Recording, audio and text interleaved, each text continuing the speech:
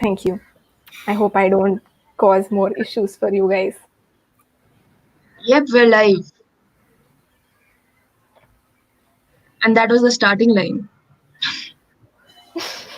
Great.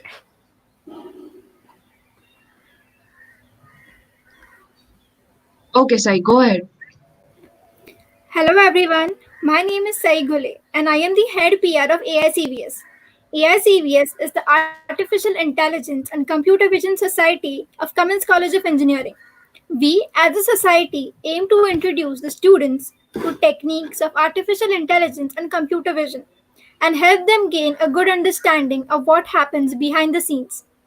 Every year, we conduct sessions and events with talks from industry professionals as well as student speakers.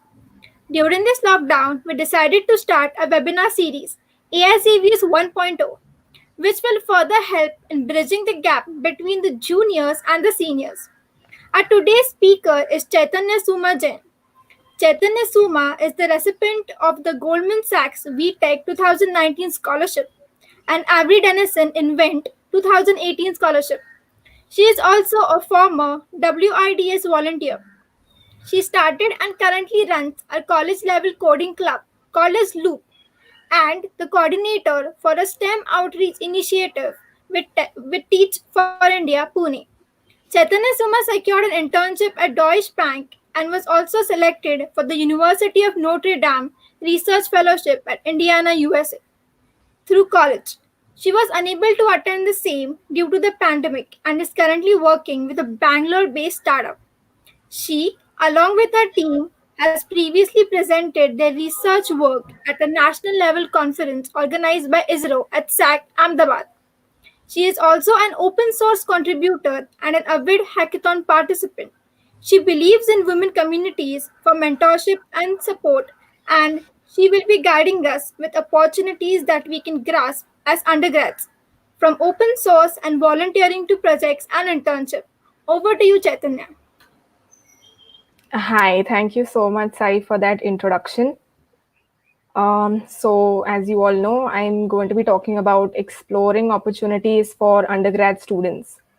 So, what was the primary motivation for me to choose this topic? So, in my 3 years of undergraduate studies, I have discovered and explored several opportunities, and I think I've been able to actually grasp only like 10% of it. So when AICVS came up with this webinar series and one or two of them approached me to take a webinar, I thought this would be the most perfect opportunity to spread more awareness about these opportunities to my seniors, my juniors. So you must be thinking, why should you be listening to me talk about some of these opportunities? It's totally possible that you're aware of 100% of the content that I'm going to be sharing today. But I feel like there are two things I can talk about which you do not know on a personal level. One, my successes. Second, my failures. Now, I feel like sharing my successes would not be of much use to you because there's no one formula for success, right? But instead, if I share with you the opportunities that I knew and I was not able to actually get those, then it's possible that you learn what you should not do in order to qualify for these opportunities. Okay, and what is the agenda for today? I hope that whoever is listening in, you're able to take away at least one new thing from this presentation, something you found out and you did not know of before. But more importantly, I hope that all of you are able to understand the importance of exploring and discovering opportunities on your own. And I made this presentation with the perspective of, say, a first year student or a second year student who may not be aware of these opportunities, but would have loved to have known about them. So I hope you do have the enthusiasm to explore on your own after I finish with this presentation. Okay, so going on, this is the outline for today. I had several topics in mind before I started making this presentation, but after brainstorming and while making this presentation, I realized I could group every single thing into one of these 5 things. One is organizations and volunteering. This includes student clubs. I'll talk about why it's important to join these clubs, take active part, and volunteer. Next is projects and hackathons. I'll also talk about why it's necessary to do projects and how hackathons can help in doing projects. Third thing I'll talk about today is open source, mainly because none of the other webinar speakers have covered this. And I thought it's a good opportunity for me to let you know that such a thing exists and there's great scope for coding and software developers, especially in open source. Next, I'll talk about internship programs. This is definitely my favorite topic to talk about, mainly because since first year, I've been looking at multiple internship opportunities. And now that I have a chance, I would definitely like to let all of you know about them. And finally, going by this sequence, it makes sense that I'll end with placements. I won't be spending too much time telling you about how to prepare for these placements because I think we've already had one or two webinars on that, but I'll definitely let you know about the different ways in which you can approach job search. And then finally, we can end this with a question and answer session. Here, I really want to make a request to you that I made this whole presentation putting myself in your shoes. So say a first year student or a second year student, but at the same time, I am not in your shoes. So it's totally possible that whatever I have added in this presentation, or it's possible that whatever I have skipped from this presentation is something you would like to know. So please put it in the comments as a question. You can also approach me later on, but it's better if you put it there now so that if multiple people have the same doubt, it will get cleared as of now itself. Okay, so starting with organizations and volunteering. So organizations you should associate with and why. I have listed some of the organizations that I am aware of: IEEE, ACM, SWE, Women Who Code. I myself am a part of IEEE as well as with Women in Machine Learning and Data Science. I have also volunteered with Teach for India. Besides this, I think some of our student clubs are doing a lot of good activities. For example, AICVS here. Thank you for this opportunity, by the way. And also Developer Student Club. We also have Mozilla Club. And of course, Loop. You should definitely take part in all of these activities that these clubs come up with. Now, why, you would ask? So I have listed some of the reasons on this screen. You can read that, but at the same time, I'm pretty sure all of you are already aware of all the benefits that you can get by participating in these clubs. Maybe a few things that you might not be aware of, I would like to mention those. For example, I've written here, benefits include access to resources, projects, programs, and conferences. So I would like to highlight projects here. I am a part of IEEE, and IEEE student section provides an outlet for students to do projects, and all of them are sponsored projects. The way you approach these or apply for these is through your student club in your college. So that's one way of doing projects. Another way of doing projects is by networking. Come from various technical backgrounds. Some of them are working professionals. Some of them are full-time workers for some organization. And some of them are professors. And all of them are always doing some or the other research work besides their usual work. And they always require volunteers. So I am currently working under an IEEE member on an NLP project. So the reason I put all of this here is there are lots of opportunities in such organizations, even in terms of management of the organization itself. So for example, Women Who Code Pune might be in need of someone to handle their technical aspects. You can definitely volunteer and do that. That way, you're not just volunteering for a social cause, but secondly, you're also volunteering and showing your technical skills.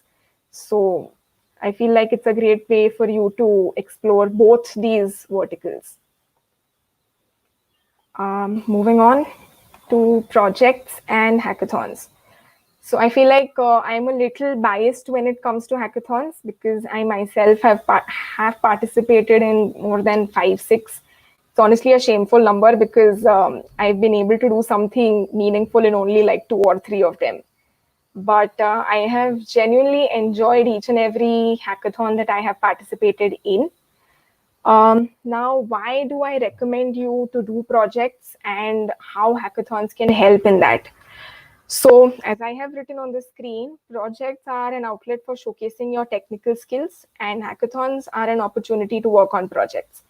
So, all of this content that you can see on the screen, none of this I have taken from the internet. All of this I'm sharing from my own personal experience. When it comes to hackathons, you'll be able to learn several things. Mostly from my experience, I can tell you 4 or 5 main things that I learned. Number one, innovation. If you have previously worked for a project in any hackathon, you will know that there's never a wholly innovative or authentic idea that you can come up with. Whatever you come up with has already been made because it's the 21st century. You can't expect that any sphere or any issue has been untouched as of now. So here you need to look at existing solutions, maybe not a flaw, but find something that that you think lacks, and then maybe devise a solution for that. So that's a great way to use your brain. And some more things that I learned, one would be working in a team. When you're in a high pressure environment, which hackathons are always a very high pressure environment, you have 24 hours, less than 24 hours sometimes, to come up with a working solution, an actual application. It should be innovative, it should work. Sometimes some hackathons have additional requirements. You need to use somebody else's platforms, maybe use their open source libraries. And when you're in such a high pressure environment, it's very important that as a team, everyone is on the same page, that nobody is left behind, that you're not running too fast, you're not being too harsh on the other team members, that you're not too obsessed with the idea of winning. And I'm saying all of this again through my personal experience. And I have learned that I have learned a lot about how to work well in a team by participating in so many hackathons. And my journey, of course, when you participate in a hackathon, you're not going to be able to come up with something amazing in the first go. When I started out in my first hackathon, my team and I were only able to come up with a description. But we were completely amazed by that. We wrote a 2-page description of our idea. We thought this was amazing and we would win. Of course, we did not get selected for the next round. In the second hackathon that I participated in, me and my team were finally able to build something that was working. We were in our second year. We barely had any idea about machine learning, but we did an image processing project and it worked. So that made us quite happy. Even some of the mentors were happy because you don't expect people from first year and second year to come up on such platforms and make something that actually works. Then in my third hackathon, we had a description, we had a partly working solution, but somehow we didn't make the cut. That is when I decided I would just sit back and listen to the presentations of the top 10 teams. And that was a revelation. You come to know about several things related to the non-technical aspects of your projects. For example, selling your idea and understanding business aspects of an idea. In second year, I think you have a course called Entrepreneurship Development. For the ones who take that course, you will understand business aspects much better than, say, someone who has just been a part of 1 or 2 hackathons. But not everyone wants to take that course. So I would suggest you to, if you don't want to participate, at least go and attend the final presentation round of a hackathon. And you will have lots to learn from that because you learn about things known as lean canvas, how you can sell your project, that you'll be asked this one recurring question time and again, that whatever idea you have developed, how do you think it can make money? And when you're developing an idea, especially in, say, your undergraduate years, you're not thinking about the monetary aspects of it. more times than not, you're making something that's socially beneficial. So you don't even want it to make money. But one question you'll definitely be asked when you present your idea is, how do you think this will make money? And I feel like when you listen to all the top 10 teams giving their presentation, telling you all the things they've thought about their solution, you realize what are the different directions in which you need to be thinking when you are thinking about a project. So it gives you a holistic perspective towards your project. Yes. I have added some notable contests for working on projects here. Now, this is not an exhaustive list. You can find multiple more contests, but these are some of the ones that I know of. So, Ignited Innovators of India, you will get the mail for this from college itself. This is sponsored by Eaton. It has several rounds, and again, it focuses on social issues. Avery Dennison Scholarship, I have added this because I myself participated in this in my first year. And I think this is a brilliant opportunity for first years to actually contribute to something technical. When you're in first year, you're not doing anything that is course specific. So, for example, you might be taking up, say, one course in fundamentals of programming languages. But other than that, I did not do any other coding in my first year. So, Avery Dennison Scholarship, it's offered to only some colleges in India, but this is your chance to come up with a unique solution for some of the most pressing issues that currently our world faces. And after you win this scholarship, you're provided mentorship for around a year, and you get to form a network. And all of this in the first year itself, I think it's very valuable. Next is the DSC Solution Challenge. So this year I participated in the DSC Solution Challenge. DSC is the Developer Student Club, which is the official Google club in each and every college, or whichever college has it. So they come up with this solution challenge every year.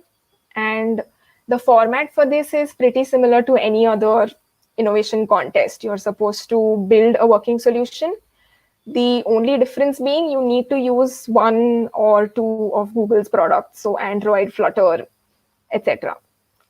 And in the end, you're supposed to put up a video of your working solution on YouTube, and then they finally pick the winners. You can go through their previous past winners' videos. Some of the solutions that other students have come up with are actually very brilliant, and some ideas are not so brilliant, but the way people have executed them is definitely worth watching. Nidhi Prayas Yojana. So this is a Government of India initiative. Every year, college sends in 2 to 3 groups, I think, in which you need to approach a professor, and a professor will guide you with a project, usually a research-based project, but I think instrumentation department has given several application-based projects also. This is a national level program, and it's for startup incubation. So in case any students have ideas to work on a startup, then government provides good amount of funding and resources for these students. But of course, to get to that level, you need to clear around 2 to 3 rounds. But even if you're not able to clear those, this is a great way for you to approach a professor and actually do a project that later on will add a lot of value to your portfolio.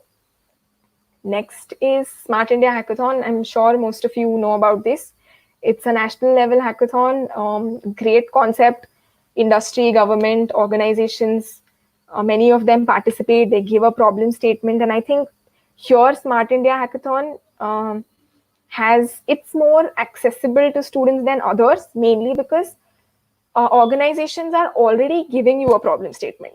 Usually that's the problem I face whenever, say, I have to come up with an idea. I'm not sure which sphere or which field I should be thinking about. And when I finally have a list of problem statements in front of me, I can think for a solution specific to that problem. And I feel like that's a one hurdle less in Smart India Hackathon. This year onwards, they have multiple levels, college level. Even in college, you have 2 levels. And finally, there's a third level, which is each problem statement giving party chooses, say, top 5 or top 10 teams. And then there's a final level in which you go and actually code for 2 days in whichever center you're assigned. Next is IBM Call for Code.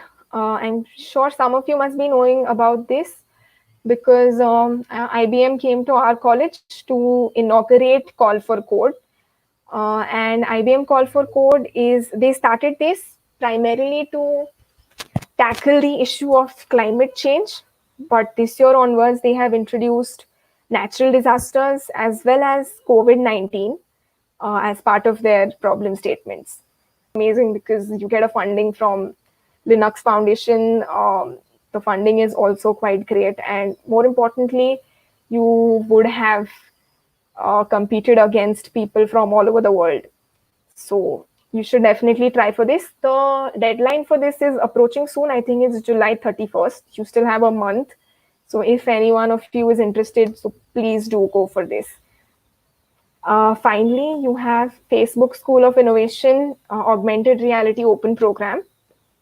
Now, the reason I put all of these here, not just because I knew about these, but also because all of these are kind of different, not just in format, but also in terms of problem statements. So the last one is primarily for augmented reality. It's very exclusive, but the great part about this is that Facebook sponsors a month or two long, what can I say? It's like a training center for you. So first you need to apply. And in case you get selected, then you're trained by Facebook and some great augmented reality tech experts in augmented reality. So this is also very common amongst people who are interested in design. So here on this screen, you can see everything from design, engineering to just science, basic sciences. Anyway, this PPT is going to be shared with you. So you will have access to all of these titles. Moving on, open source. As I said previously, the main reason I included this was because nobody else is talking about, no other webinar speaker is talking about this in particular. And I am a past participant of Girl Script Summer of Code. So I thought I can definitely share my experience because for computer engineers and anyone in IT, anyone with basic knowledge of coding, and anyone who's in their undergraduate, graduate, PhD, anyone who is a student can participate in open source. Actually, you don't even need to be a student to participate in this. You can participate in open source even if you're not a student. Here I've put in the definition which I took from Red Hat being one of the pioneers of open source. So open source is a term that originally referred to open source software. And open source software is code that is designed to be publicly accessible. Anyone can see, modify, and distribute the code as they see fit. I have put 2 names of sites on which you can contribute open source code, GitHub and Bitbucket. Earlier, Bitbucket had this added advantage over GitHub that it gave you access to multiple private repositories, but even GitHub does that now. So GitHub is definitely more popular when it comes to contributing to open source. So here I have added a list of open source organizations that you must have heard about: Linux, Red Hat, Python Statistical Foundation, R, TensorFlow, Adobe, KDE, Mozilla, and many more. Almost all big companies have an open source department. Microsoft, Google, all of them do. But these are primarily the organizations that have several products that are fully open source. And as you saw in the last slide, fully open source means the code is available for you to read, to maybe correct and send back. And that way you'll be working in some of these organizations just like that, just by knowing, just by being able to access their code and knowing the basics of open source.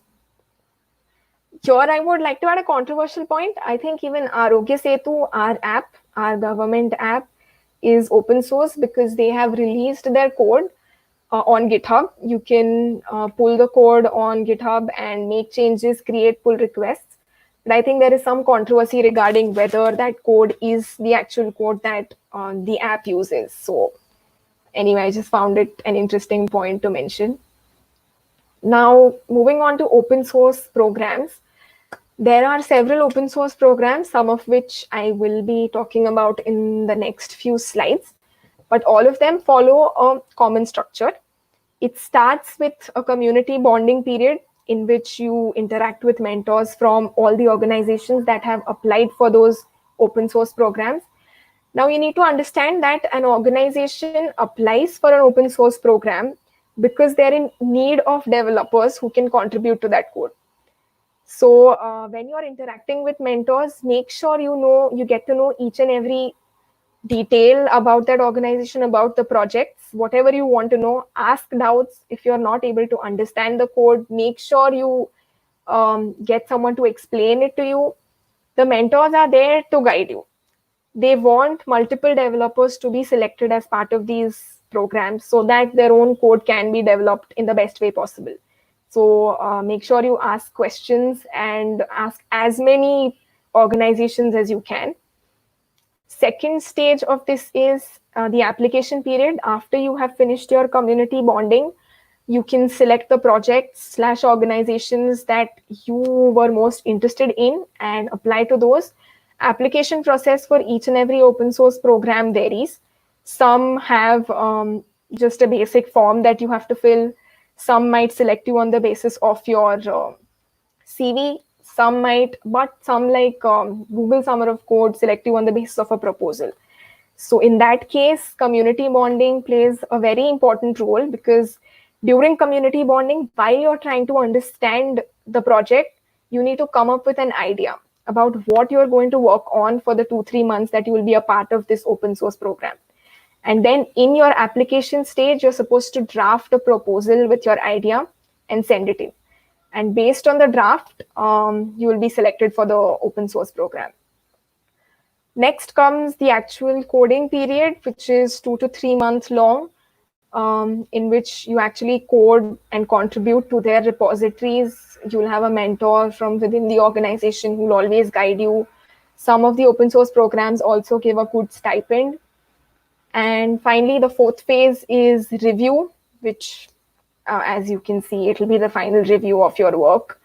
And if your work qualifies, then you will get your stipend and certificates. Also, you will have contributed to some of the most innovative organizations all around the world. So that's another thing, that's an advantage of contributing to open source.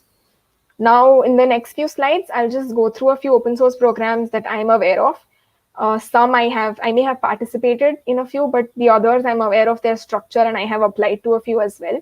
So in case you have any questions about those specific open source programs, you can add them in the comment box and we'll answer them at the end.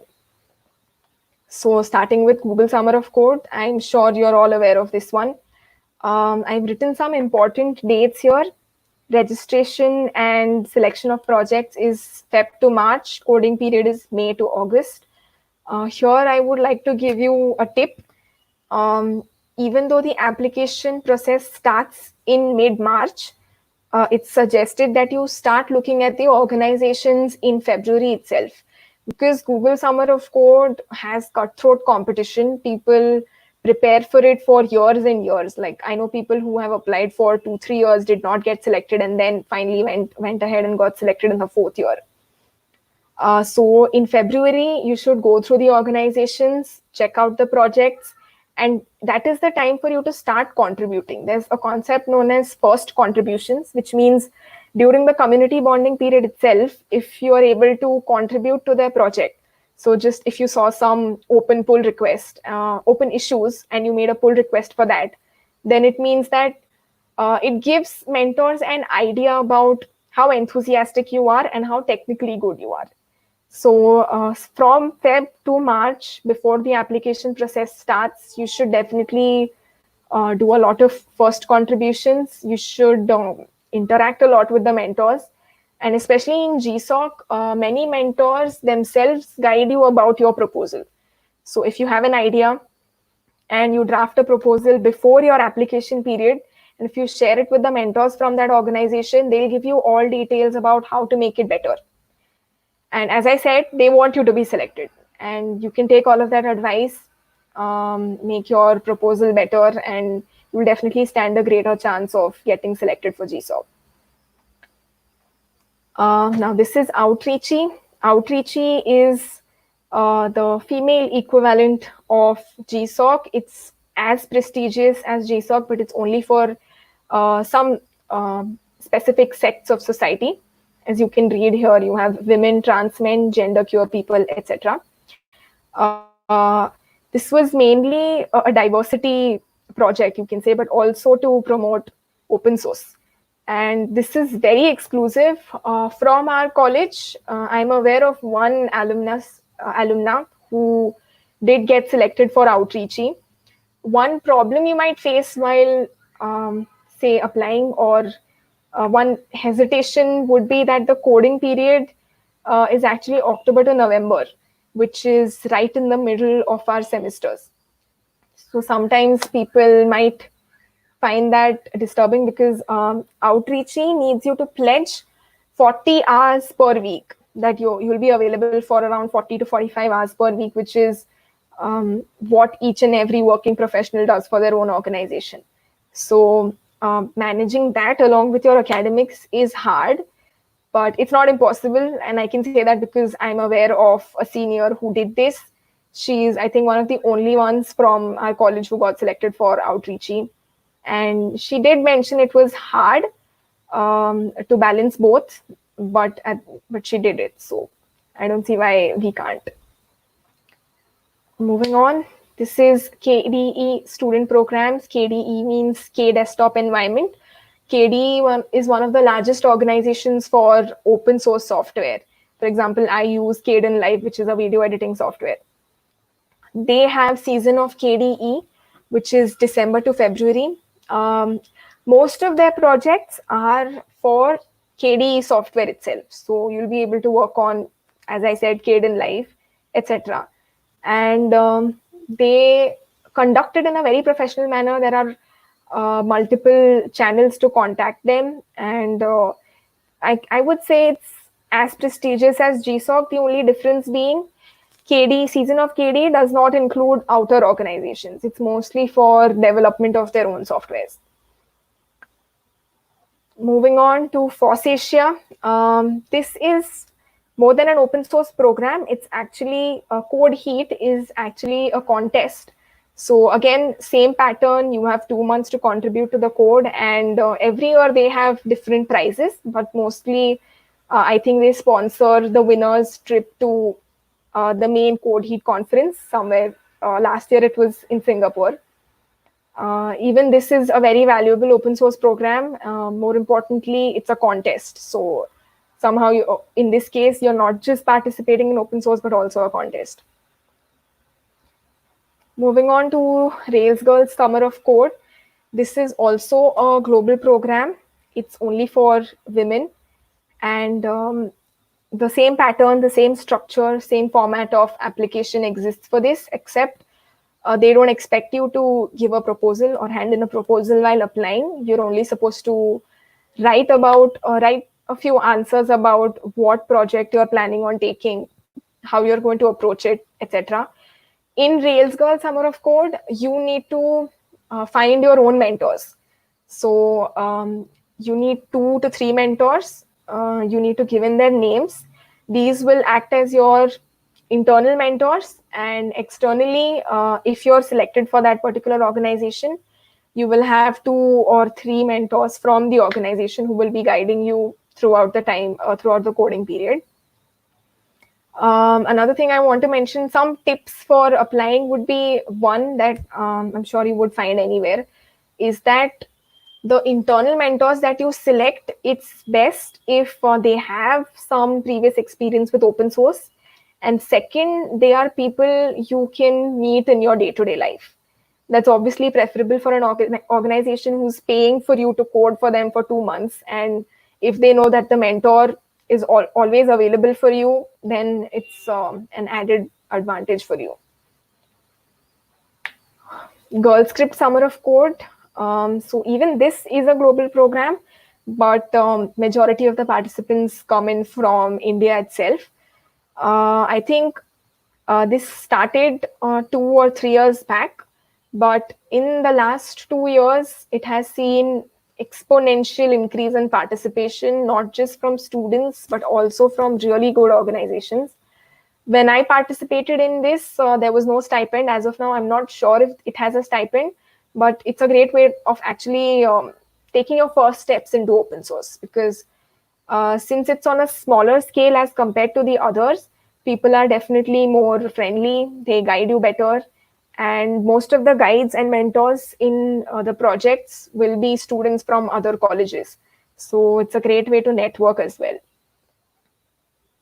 So yeah, okay, yeah. One more. This is KVOC, which is Kharagpur Winter of Code. This is a winter program instead of a summer program, and this is organized by IIT Kharagpur every winter. I would say this is similar on scale with GSOC, but only difference being this one takes place in the winter. Another advantage for this would be if you're a first-time contributor to open source, then this program only takes place for around 4 weeks in the month of December. And usually for first years and second years, December is off, if I'm not wrong. So you should definitely check this one out if you're interested in contributing to open source.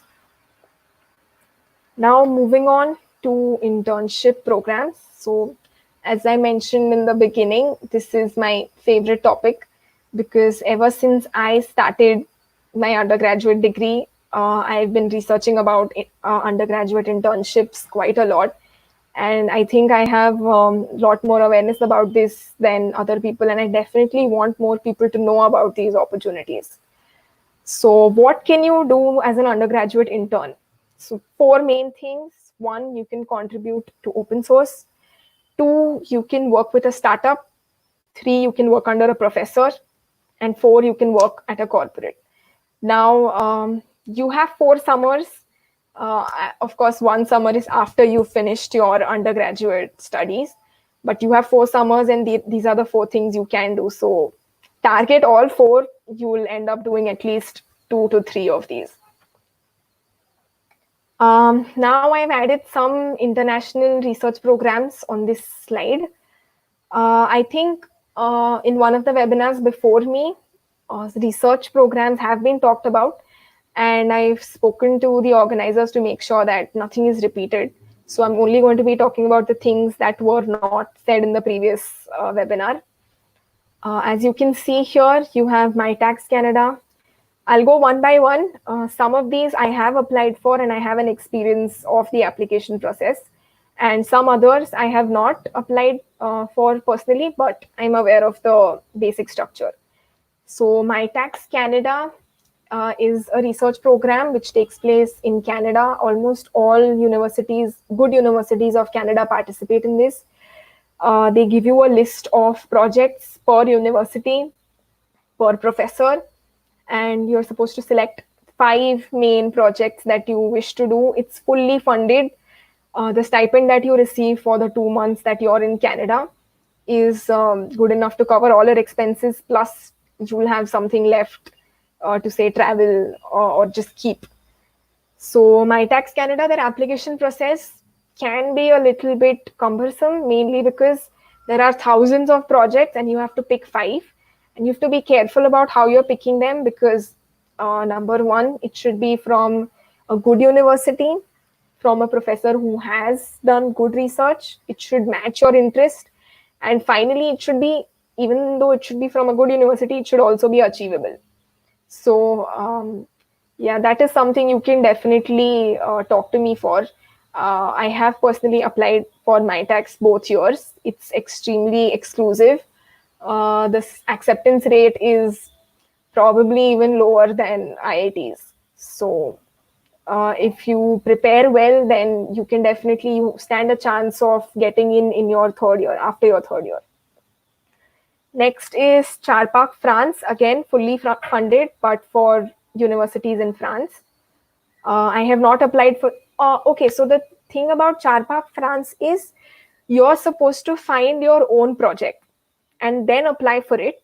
And so the way of going about is you cold email professors from universities in France, and then if you get a reply back saying yes, you can work on so and so project of mine, then that acts as your application for Charpak. As in, if you've been accepted to any lab or any university, then they will consider giving you a stipend, so sponsoring your whole research there. That Germany, I have not applied for this myself, but primary reason being that it requires the student to have a good grasp on German language and maybe a certificate from some institute, from a verified institute, that is, that you can speak in German. Next is CERN Open Labs and CERN Summer Program. So I have applied for this both year, second year and third year. Again, very exclusive. Open Labs is a specific lab in CERN which started very recently, mainly focusing on newer technologies like cloud computing, data analytics, etc. And I think cloud is their main research topic. And you can definitely apply for this one. CERN Summer Program, it's a student program again. The applications for both of these are different, so make sure you apply for both. Finally, you have Carnegie Mellon's Robotics Institute Summer Scholars. This one is again very specific to people who are interested in robotics. But even this is very exclusive. The thing is, since all of these are sponsored and sponsorship is, the amounts are quite high, all of these programs are exclusive. And since most of these are international, so people from all over the world are applying for these programs. So you have to make sure you have a really strong application, either in terms of your SOP, a statement of purpose, or in terms of your the LORs that are provided by the professors. And of course, definitely in terms of the research you have pursued independently or before this. Finally, cold emailing. I think in one of the webinars previously, cold emailing was discussed. I'll just give a gist of it. It means that you can say, go on the website of any one university, find the computer lab there, the faculty associated with that lab, and check out their research. You'll find their work email and write mail directly stating that you're interested in whatever research they have done. You have previous experience in whatever research they have done. You would like to contribute to their research, and would they be willing to take you in? So cold emailing, in my opinion, it needs to be done in bulk so that it will yield some good result. But it works. It definitely works. Now, research at Indian institutes. I think most of you must be aware of the most common research programs, which are the main 6 or 7 IITs, IIT Madras, Bombay, Delhi, etc. All of these have their separate summer programs. Even for some labs in IIT Delhi or IIIT Delhi also, you will find that they have a normal summer program and also a separate summer program for some of their other labs. So, for example, they have a multimedia lab, and the multimedia lab carries out its own separate summer program.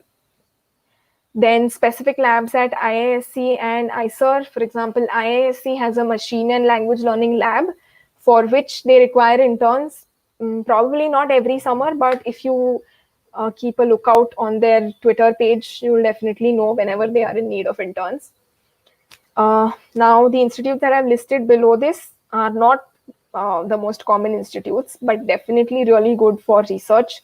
TIFR, NCAOR, IIRS, DRDO. And they do write back. I got a reply saying that they have a separate summer program through which they sponsor student projects in the summer. So you can look that up, apply for that. I back, because the thing is, since these are all Indian institutes, they all of them are sponsored by the government. So they have a lot of funded projects, and they are always in need of students who can work on these projects. So if you're able to craft a good email, and if you're able to create a good impression on them that you will work on this, that you're committed, that you have the skills, and even if you don't have the skills, you're definitely willing to learn, then you'll easily be accepted for research at any of these institutes. Besides this, there's the TREES program, which is Training and Research in Earth Ecosystem, which is a space application center program by ISRO. Some of these programs you might not be able to find extremely comp related projects, but computer science these days can be blended with almost everything. So for example, IIRS, which is mainly into remote sensing and geological sciences, they require computer vision, image processing, signal processing, etc. So all of these institutes have a separate computer department. You will definitely find faculty that's totally devoted towards computer related projects. And even if you're not able to find these, I'm pretty sure whatever projects exist in that, there will be need of computer engineering undergraduate or graduate students. Finally, again, cold emailing works. As long as you know that these organizations exist, nothing should stop you from actually getting into these institutes and being able to contribute to their research, because the websites for all of these institutes are up. You'll be able to find the email addresses for all of them. And if a professor needs a student and you match that criteria, then there's no reason that you won't be accepted. Now, corporate internship opportunities. One of the major ways of getting into corporate internships is through your college. So our college offers, or rather I'd say a lot of companies come to our college to offer corporate internships. But besides these, I think many people already focus on what the on-campus internship opportunities are. That's why I've mentioned the off-campus internship opportunities. So Goldman Sachs and Amazon, these are the two that I am aware of. Both of them have a separate program for applying for internships. Amazon has a 6-month-long internship as well, just in case you want to consider that. Moving on to Google STEP internship. This is only for first-year students. And when I was in my first year, I was not aware of this. But if you're in your first year, or if you know someone who's just starting out, please let them know that this opportunity exists. And in your first year itself, you can be working at Google.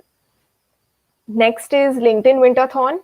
So this is a hackathon-based internship. LinkedIn Winterthon occurs, I think, in the month of December or January next year. And the winners of the hackathon are guaranteed an internship opportunity at LinkedIn. Microsoft Codes, again, Codes is a contest by Microsoft, and winners get to work as an intern at Microsoft. Here I have also added IBM projects. IBM projects. Now, this is not specifically an internship opportunity, but it made sense to put it here because of the corporate title.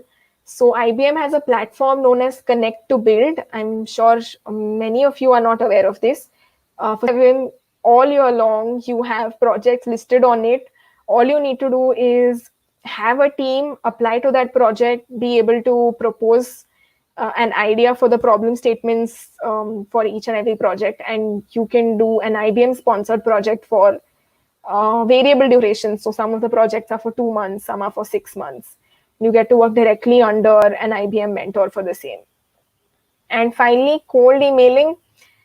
As I said, all of these places require people to do work. All you need to do is be able to pinpoint or be able to find that one place which is in need of people and convince them that you are fit for that. So cold email will work here as well. Now, finally, the last topic, which is placements. I won't be focusing on how you can get placements, but instead, what are the various channels through which you can apply for a job. Most of us know about campus placements. There are off-campus applications also. And now here, I think it's important that you interact with your seniors a lot, because I was not aware of the importance or the significance of off-campus applications until I spoke to a senior, and she told me that everyone does prepare for off-campus applications as well. And off-campus gives you an opportunity to maybe apply for a place that you might have missed while those companies were on campus. But one thing you need to make sure while applying for off-campus is that some companies have this rule that if we've already visited your campus for placements, then you cannot apply off-campus. But for some other companies like Goldman Sachs, Amazon, even Google actually, LinkedIn, all of these have off-campus applications as well. Next is through contests. So this I came to know recently. Infosys has a test called Hack with Infi. I'm sure you have got a lot of emails about this contest in the last 6 months. And they do provide a way for getting a pre-placement interview with Infosys. Next is referrals. Referrals are a more common term amongst working professionals because say you're working in a company and you want to switch to another company, you ask someone from the other company to refer you to that company. So this is not more common between students, but it's also another way. And finally, be approached. Now for this, you'll have to obviously work really hard, but Google does adopt this technique in which Google employees, HR themselves approach people to sit for the interview rounds of Google. So if you've done something brilliant and if you've made sure to display it to the world, then you can definitely be approached for placements. Now let's come to the preparation part of this. I think the only thing you require for placements is competitive coding. The rest does not matter. But still, I put the other things in there. So because I'm of the opinion that your only goal during your 4 years of undergraduate studies should not be to get placed. That's just a byproduct. Your main aim should be to utilize your 4 years meaningfully, do things that you would have done in, say, a college that has a great peer network. So you should be able to do that here as well. And you should have lots of projects, participate in multiple things. Even if you're not technically oriented, there are several things for you to do. There's dance club. You can participate in social organizations like Rotaract and Teach for India. Make sure to do something good in your 4 years. That's all I want to say. So for preparation, you have competitive coding, projects, and a good balance of academics and co-curricular activities. As long as you're able to crack the first aptitude test, everything after that is about you. The confidence, that's for sure. You need to be confident of your abilities. Even if you're not able to solve something, at least definitely present your approach. If you aren't able to solve, say, a coding question they gave, let them know that this is how you're approaching it, but you're not able to solve it. It's possible that you solved something perfectly right, but they want you to optimize it and you're not able to optimize it, then mention where you think the optimization can take place. So it's very important to be confident and communicate a lot with whoever is taking your interview, because see, all these companies come to your college for 1 day and they interact with 20 students and they have a set time, say half an hour to 1 hour to judge one student. And that's a criminally less amount of time to be able to determine whether the candidate is good or not. And I think it's not just a hurdle for students, but also for the people who recruit. So even they understand that. So however much you can provide in terms of your abilities, talk about it, let them know how you think, how you approach problems, and that you're determined, that you don't give up. Make sure to present a good picture of yourself. That's it. Besides that, I think placements, we've already had a session on it, so I won't focus too much on this, but in case you have any question, you can definitely ask me. Now, ending notes, I have just added some professional advice and personal advice here. Learn how to write impactful emails.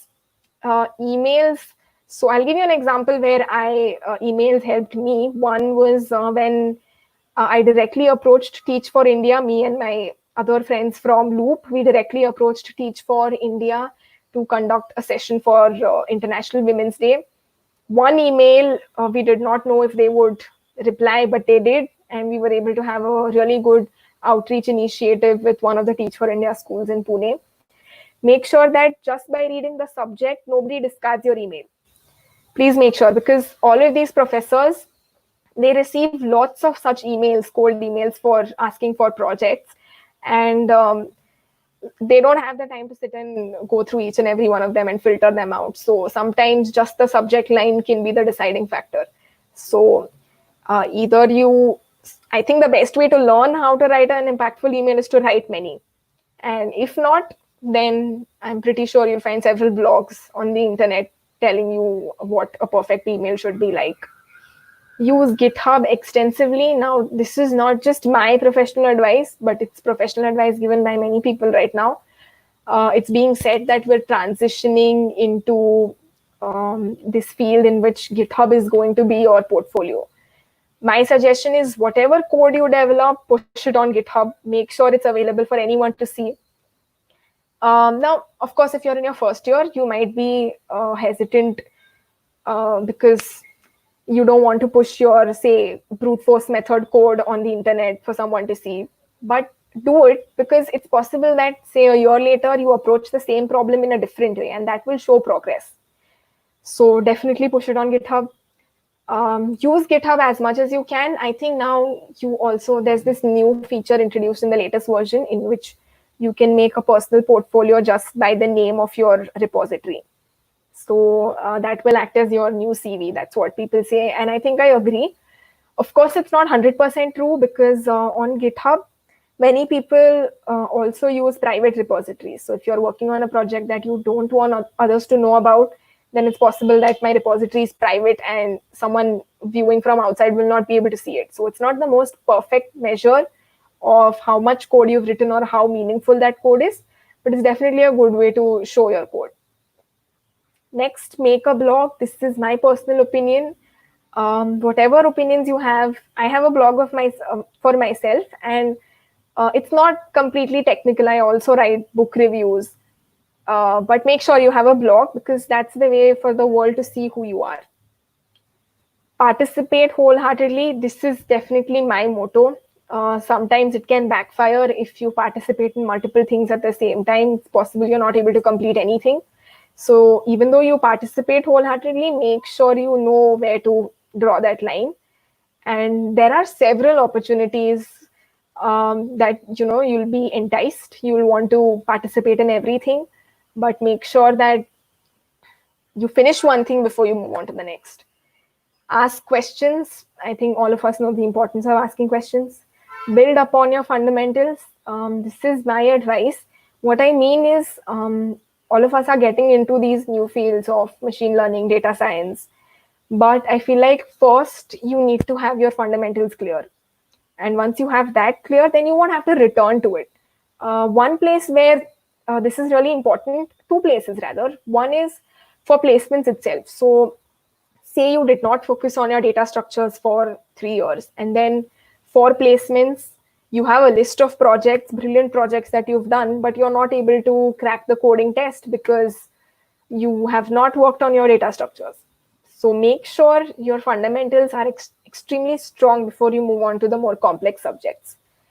Another place where this would help is in case of open source. You won't find a lot of projects that are in ML and AI. Mostly they're all development projects. So it's possible that for now you don't think development is the trend, so you left it out, but you won't be able to contribute to some exceptional organizations just because you thought it was not important to focus on software development. So for sure you should. Build a network. This is important. You should have a network, not just peers, but also working professionals. Make sure to send as many connection requests on LinkedIn as possible. Of course, be polite and communicate. So one thing I definitely learned during the lockdown was because of the pandemic, I was not able to go for my internship. And right in the middle of the pandemic, I had to look for another internship. And it was hard because many companies were not taking in interns right now. So at that time, what I did was I communicated with a lot of my peers. Some of my other friends had also lost their internships. I spoke to them. I asked them what their plans were. I started doing projects with some of these friends. So here, actually, I have an advice for everyone who looks for an internship. You have this period of, say, May to July for doing an internship. So set a deadline, say May end, that until May end, you will put in 100% efforts to find an internship. But once May ends, from 1st of June, you will put in only 20% of efforts to find an internship, and the rest of the 80% efforts will be to actually build a project of your own. Internships are important, but in certain situations like this pandemic situation, more than finding an internship, what was important is what you did in these 3 months. So even if it was a project of your own, it's okay. At least you did something. Okay, moving on to explore. So I'm not sure how much you learned from this whole presentation, but I hope you were able to at least maybe find 5 pieces of information you did not know before, before you came into this presentation. So I think that should teach you the value of exploring on your own. It's a sad fact that even though there are a million opportunities for engineering undergraduates, we are not aware of any. For some reason, we don't explore. So this is definitely one advice that I think you should take more seriously than the others. Read up always. Whenever you're on LinkedIn, if you see someone has achieved something, make sure to talk to them about it. Ask them, how did they find out about this? Is there any way that they can guide you? Of course, make sure you do your own preliminary research before you ask, but always explore and have that mindset that there are opportunities. All you need to do is find it. Now, some personal advice. Be social. I think this is a mix of personal and professional advice. Even seek mentorship. But I think it's more personal because some of us don't like to interact so much. Even the prospect of, say, going to a conference or going to, say, a session of some club might seem too much because, we're just not social. And it's completely all right, but make sure you go out because interaction is something you will need forever. And you will realize this when you finally come to 3rd year, 4th year, and you sit in a corporate environment. You're talking to, say, you're not talking, you're listening to your boss say something, your manager, and there's a bunch of other students just like you. And over there, there's no distinguishing factor between you and another student from some other college. Both of you are on the same level. You might be a little up and down in terms of some other skills, but otherwise you're the same. The only way you can distinguish yourself is by asking the right questions, answering, making sure you give feedback, let them know how you're feeling. Interaction is important, communication is important. So even if you're an introvert, make it a point to know how to interact professionally. Seek mentorship. This is an advice close to my heart. Now, as of now, I think we have a good peer network. Our seniors, at least my seniors, have given me lots of valuable advice. But even if you're unable to get a lot of advice or guidance from other people, make sure you find a mentor, someone you can talk to about all of your issues, right from say, how do I prepare for placements to which company should I sit for? This is my thought process. Should I be sitting for this company or not? Sometimes it really helps to have an outsider look at your problem and present a different perspective. So mentorship, definitely you should look for someone who can guide you and make sure to ask them lots. So the beginning itself, you can mention that I'm going to ask a lot of questions. This can include personal questions as well. If you're going through something in your personal life, make sure you're talking to someone about the same. And I hope you at least take this advice seriously. Next is figure out your interests, not just in technical terms, But in general, so it's possible that you joined engineering without any clue of what you wanted to do, but you have 4 years to figure out and make a conscious decision to do it. Now, how can you do that? By doing things.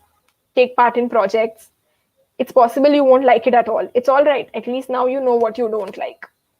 So make sure you figure out your interests. This one, don't underestimate yourself. You will never know what you can do unless you try. This also you should take seriously. Right now, you might feel that, oh, is it possible I can do this project? It requires me to devote, say, 10 hours per week, or it's in a field I have not done anything in. But unless you start, you won't know. What's the worst thing that can happen? You will fail. But that's all right. Next time when you do it again, you will know what not to do. And finally, have fun. So I think this is the most important advice, because even though these 4 years of your engineering seem like a timeline, I am supposed to accomplish this much by first year end, then second year end, third year end, fourth year end. It's not. These are the years of your undergraduate studies. These won't be coming back. I'm sorry, I'm being very cliche, but this is the truth. And make sure you have a good circle of friends. You talk to them, you have fun with them. Make sure you go out, volunteer, talk to people, make good relationships with people. So by the end of these 4 years, you should feel satisfied and fulfilled. That's it. So yes, that's it from my side, and thank you. And if there are any questions, I will answer them now. Even if there are no questions, I request you to, I think you'll be sent a feedback form. So whatever questions you have, you can maybe add it on that, or you can approach me personally as well. I hope you learned something from this. Okay, thank you so much. It was wonderful. And we have a lot of questions for you. So Okay. the first one coming is, what is your thought process during hackathons? Like, how do you think for the solutions? Okay. So I think there's no guaranteed way of having an idea. All you can do is say, I'll give an example of the last hackathon that I participated in, which was IBM Call for Code inaugural hackathon. And the topic was climate change. So I went into it knowing nothing about any existing issues that need to be solved. Almost everything that relates to climate change is a problem that someone or the other is solving. Then I think a teammate of mine told me about an existing solution that won last year, which was about a peer network for people who go into forest fires. From that, I don't know, somehow I connected it to floods, and I thought maybe we can develop a similar system for people who. The thing that I wanted to say is that you should ask questions. I don't know if this was recorded or not, but when you ask questions, one mistake all of us do is we just ask questions, but we don't answer them for ourselves. So in hackathons, that is what's necessary. You go through, you do a thorough research of all the existing solutions that exist. And whenever you're going through a solution, look at it from a critic's point of view. Make sure you find the smallest of flaws, but whenever you find the flaw, think about how you can solve it. And that is where the innovation aspect comes in. That's it. Okay, so the next question is, can you provide more tips to get into Google Summer of Code? Yes, sure. I think main tip, I don't think I can provide a tip that will guarantee you to get in, because there's, again, as I had said, there's no one formula for success. But one thing that you definitely need to do is be committed. Say whenever you start your preparation in February, make sure you're dedicating as much time as you can into looking into these organizations. So for GSOC, one problem that I had faced was there were several organizations, all of them had good projects. And for some reason, there was no project for which I felt competent. I didn't feel any project that was matching my skills. So that is the Feb to March period. That is the period for you to gain confidence. One, you can learn the skills. Learning a skill is not hard at all. Free Code Camp gives a 12-hour video playlist for everything that you want to learn. It'll take 2 days to learn it, 2 days for you to understand the existing code base, say 2 weeks for you to understand the existing code base, 2 weeks for you to find some place, some gap in the existing code base. And then after that comes your application process, in which whatever gap you have found, you propose to fulfill it. So that 1 month, Feb to March, is the most important period. And you have to make sure to talk to a lot of mentors.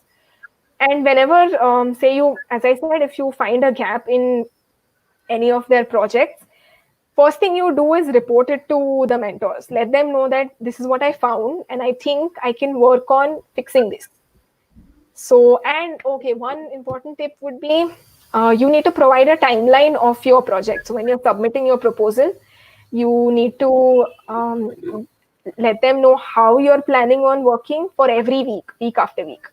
So make sure that whatever you're going to work on is actually substantial, that it will amount to 3 months of work.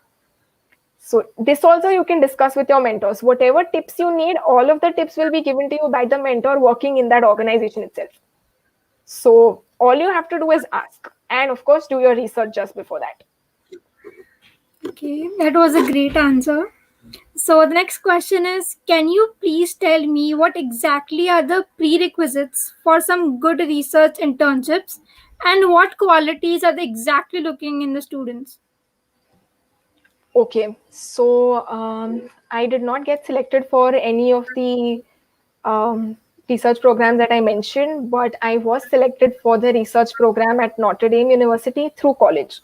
So one thing that they're definitely looking for is initiative, that in your 3 years, you have taken the initiative to do something which is not compulsory. For example, academics, everybody has to study. So if you have a 9 pointer and someone else has an 8 pointer, it's not that big of a distinguishing factor, because both of you did study in the end. One, or it's just a gap of say a week or two. Someone might have studied more than you.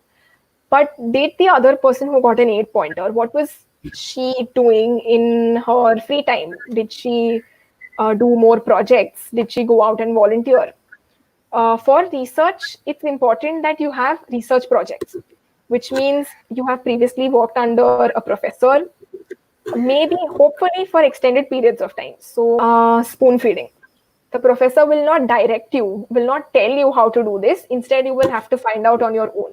So, there needs to be something on your resume, on your profile, that indicates that you have previously taken initiative and found out solutions without being guided by someone all the time. So that's, I think, the main point that you need. I hope that answers your question. Yeah, you have definitely answered the question. So the next question for you is, how do you manage your time working on open source and hackathons, and how do you prepare to apply for research institutes? Don't you get completely neck deep in work, or don't you get tired with working so much? Not at all. I would say whatever I have done is like 20% of my time. I would like to mention that I used to be a very addictive Twitter user, and I've spent more time on Twitter than I have on my actual studies. So I think this is one good takeaway for all of you. We procrastinate a lot. All of us do. Even I do. My friends know it. I can spend hours and hours on a call with them, but you need to draw a line somewhere. That you need to devote this much time, and that doesn't mean you need to make a schedule that, okay, 10 to 1 I will work, 1 to 2 I will take a break. No. Make sure you have a list of things you need to do, and you keep doing those, even if maybe there's some gaps in when you do it, but make sure you do it. I feel like this is kind of an erratic behavior, and I'm not trying to promote it, but this is how I have worked for the last two to 3 years. I don't do constant work, but I make sure that even if I'm not doing work, I am doing something that makes me feel fulfilled, that I feel like I have done something. So no, it's totally a misconception that I have been neck deep in work. I have not. Okay. So we have another question for you. Okay. According to you, as far as learning experience is concerned, which internships are better, research or corporate? Okay. Shall I continue? Yeah. Okay, so I was saying that definitely research internships are more valuable because you'll get to work on projects that are under progress. So when I say that, what I mean is, say you're working in a corporate environment, the tasks that you're being given are very specific to their technology. For example, you'll be asked to maybe work on their cloud technology, on their testing. So there's no scope for research. All you can do is develop them, and development is also a task in which someone assigns something to you, and all you're supposed to do is find out how to do it. Even that, in certain corporate environments, you'll be told. Extremely sure there's more to learn in a research environment. That was a great answer. The next question we have for you is, which other subjects should we focus on except data structures? Okay, in terms of what do you mean focus on? For the Is this placement, campus okay? placements. Okay, for campus placements, I think I'm the wrong person to ask because I haven't been focusing on any subject, but data structures for sure. Um, there are 3 to 4 main things that you need to focus on, including data structures, operating system, programming languages, and computer networks. Think I've covered everything. Um, you can also focus on the electives that you took because whatever electives you have taken, you will definitely be asked certain surface level questions about those electives. So, for example, I have taken cloud computing and data mining and data warehousing. So, those ones, even if you don't study a lot, but make sure you know the basics of it because okay, another subject is software development lifecycle. So basically, software development and architecture that you definitely need to know. Besides that, microprocessor, etc., I wouldn't say is so important. But I think you need to. There are 6 units, right? So out of 6 units, each unit, even if you know the gist of each unit, that works. Okay, thank you. The next question coming is, how do you specifically prepare for international research internships? Okay. There's no specific way of preparing. It's the same for international or Indian. And I already mentioned it before this. The only way you can do it is to have already done some research previously, either inside your own institute, so within your own institute, under some professors, or maybe under, say, for example, I have done a project under WIMLDS lead. So you should have done some project which was not making a website, which definitely had something to do with looking up current research, in which you did some literature review, literature survey, in which you had to go through existing research to come up with something better. Such projects you need to have under your name. And I think that's the only criteria. Of course, you need to have a good CGPA, but don't spend too much effort on that. That should come naturally if you, study regularly. Yeah. Okay. The next question is, for IBM Call of Code, is it mandatory to use IBM Cloud? I qualified the round one, but got stuck on how to proceed further. Okay, it's not mandatory to use IBM Cloud, but it is mandatory to use at least one IBM resource. So mostly it's best if you use IBM Cloud because that will give you great functionality and more flexibility. Because some of their other software, I think one of them would be IBM Watson. So you can be using that, but that's again very specific to certain things when you need a conversational agent. So it's best if you use IBM Cloud. There's a lot of functionality that comes with IBM Cloud. You only need to know it. So go through it. I'm pretty sure there'll be 1 or 2 modules that will help in improving your project with minimal effort. So you should not be stuck in that. Okay, thank you. So the next question is really interesting. Please tell us about your work at the startup. Okay, I don't have one specific, thing that I'm working on. Since it's a startup, mostly they require you to work on as many aspects as you can.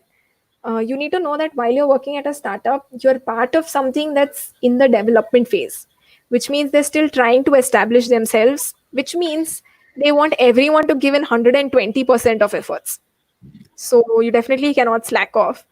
And I'm working on a product that this company is going to release hopefully in the near future. So yes, I did work on, but mainly if you ask me my tech stack, then I worked on Angular, Node, MySQL, AWS, and such. Okay, great. The last Uh, question is pretty Spring Boot okay. and Hibernate too. Sorry, but I worked hard on those, so I had to mention. No, no, it's completely okay. I just thought you were done. Carry on. Okay, so should I go on? Yes, yes. So the last question is similar to this one. How to approach startups for internship? Like how to apply, from where to get Okay. internships from startups? So one way is definitely, I think you must have heard of COEP Bhau. There are a lot of startups at COEP, and you can directly go in for their fest. There's a fest every year in which all startups have their stalls. You can go look at the work that the startup does, and you can apply directly from there. You'll get some contact numbers. That's the best way, in my opinion. Second would be scarring through the internet, which is vast and there's no guarantee of succeeding. Of course, there are other methods like LinkedIn, etc., but that is what I mean by no guarantee of succeeding. And third would be pure network. So, say Cummins has a group, and as of now we don't, but some other colleges do have groups on which people post job openings or talk about job openings that they know of. So if you're aware of such groups, definitely join them. On Facebook there are several such groups, not just for internships but also for research.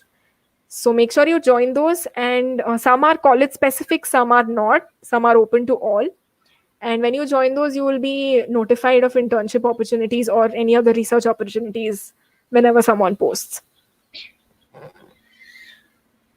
Okay, so I guess we are done with the questions, and you have enlightened us all. Like you were so amazing, man. I Okay. wanted to share something. Like I have admired you personally from like over a year now, and you were kind of my role model, like from the college. Like you came in my class for announcing about the IBM hackathon, and it was because of you I participated in it, and that has changed my life completely. So thank you You so much. won, right?